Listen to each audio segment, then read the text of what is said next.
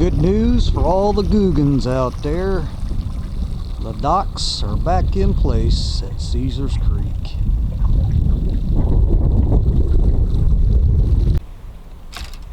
Hey everybody, this is Randy Howard and you're watching another episode of Treating the Outdoors Addiction. It is Thursday, April 16th. It's a pretty chilly day. I think it got down to about 25 degrees this morning. It's probably the longest cold spell this late in the year that I can remember for a long time.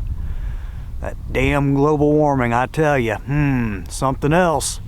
But hey, anyways, yesterday I was out with my brother, Jason Howard. We were out looking for mushrooms. We did fairly well.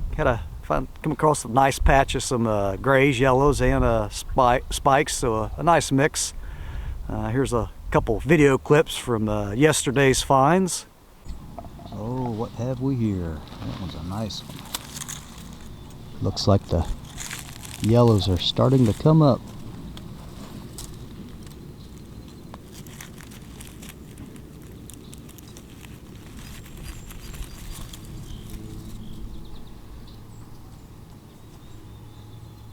Oh yeah, I love it. So this particular patch of yellows kind of comes up a little bit of an open field. A lot of thistle. Nice little patch of them here.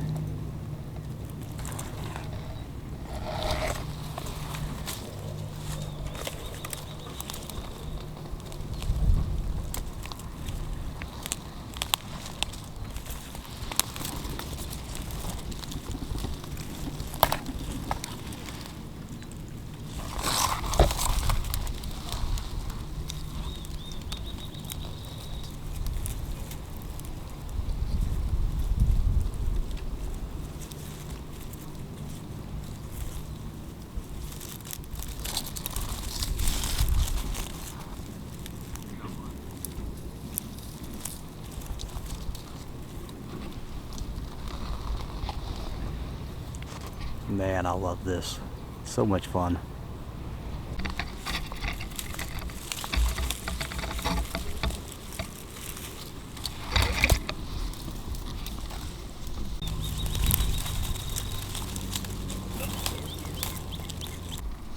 Come across a nice little patch here.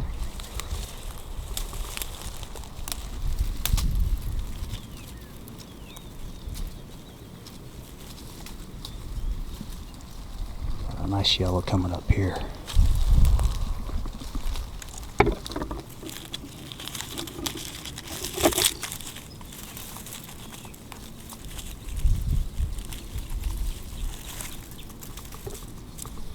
Little fat boy. So not too bad yesterday. So today I am on Caesars Creek. Gonna see if I can get some crappies. Vertical jigging. I tried back in the shallows a little bit, and with this cold temps and cold water, they're just not back in the cove spawning just yet. Let's see, the water temp is 54 degrees.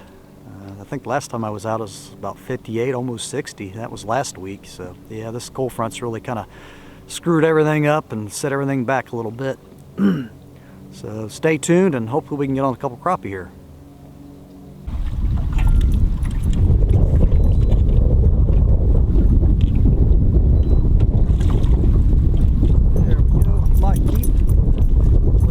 Get her a piece of them, and I'm about ready to fall in the lake.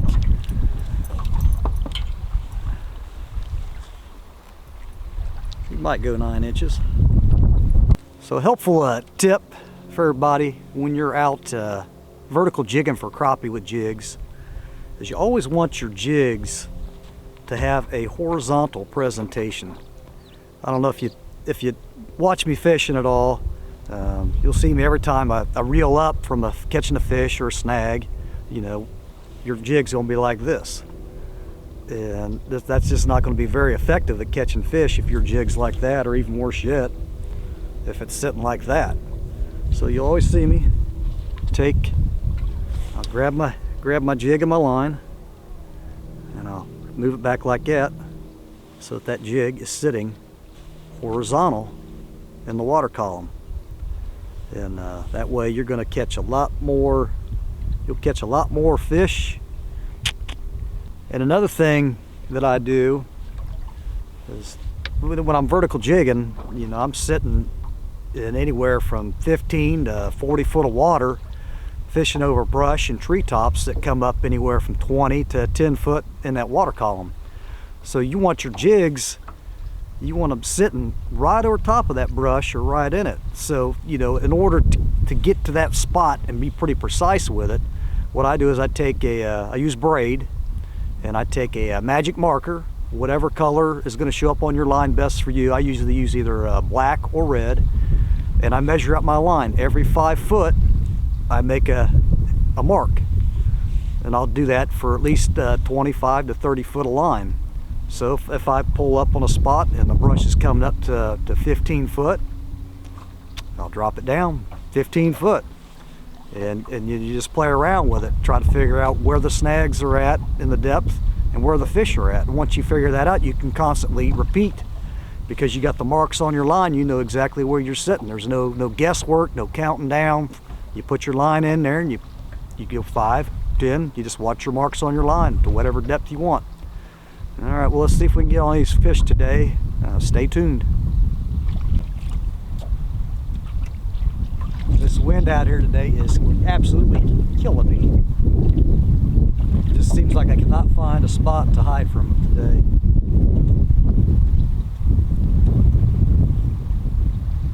I got mark 5, 10, 15, 20.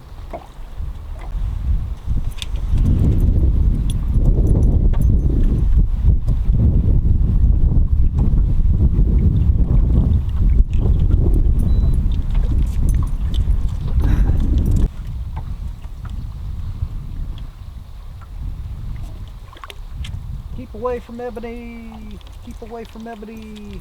Ebony, you can't have my fish. You can't have my fish. Yeah, I don't think he's gonna make it. I'll put him back. Got one on here. I don't know. He might keep. Oh, look. Throw myself in the lake. Hate it when I do that.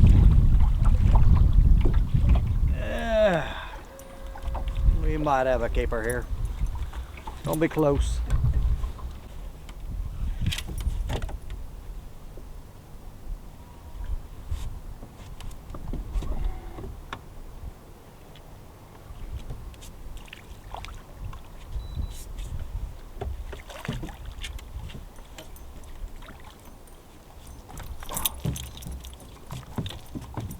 There's a good one. That'll definitely keep. Yeah, baby. I think I'm gonna have to change colors. They keep hitting this orange and yellow. They're not hitting my bottom one. Usually they're always hitting the bottom jig. We're gonna switch over to orange and yellow, see what happens on the bottom. There we go. Alright, that was quick. Feels like a nice one. I think he'll keep. Heck yeah. So I changed that bottom jig over to orange and yellow. And I also sharpened my hooks. I forgot to check my hooks before I started today. They were a little dull. That's probably why I was getting all them misses.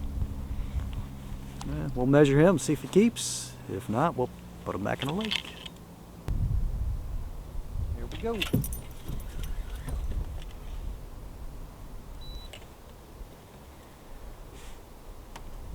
Another keeper. Ebony trying to get her some. Yeah, they're liking this orange and yellow. There's a good one.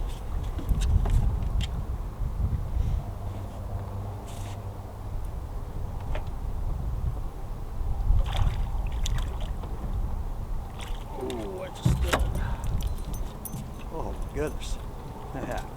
There's a good Caesar Creek crappie. That's a nice size for Caesars.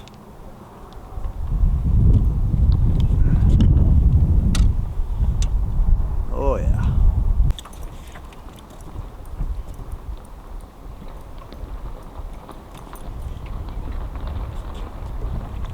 Hey, fat crappie, full eggs. It might make it. I think he's gonna be short. They're just sitting on the edge out here over no cover at all. I think they're just waiting for the water to warm up so they can go in and spawn. Sitting right on the ledge. It's kind of a drop between 20, then it kind of drops down to 24. They're just hanging right there. I don't think he's gonna keep. I ain't gonna bother measuring them. Throw them back.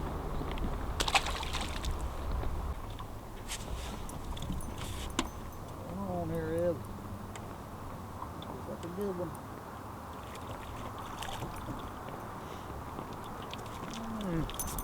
He might keep.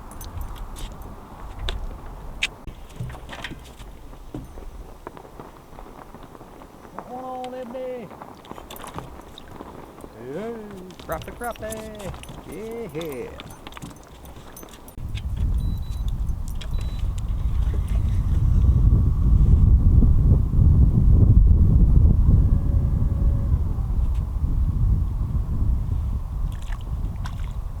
Keep away from Ebony.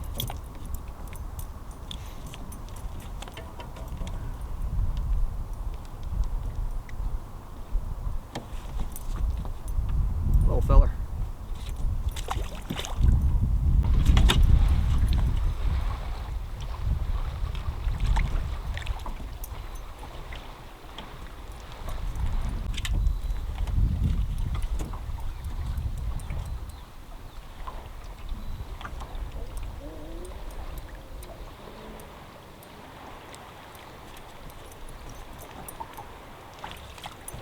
You want your crappie, Eb.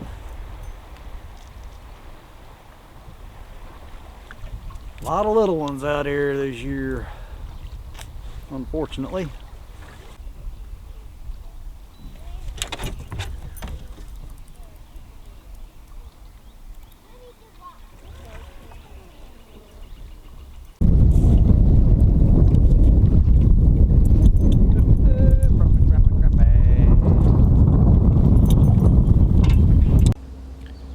Well, that's a wrap for this week's show.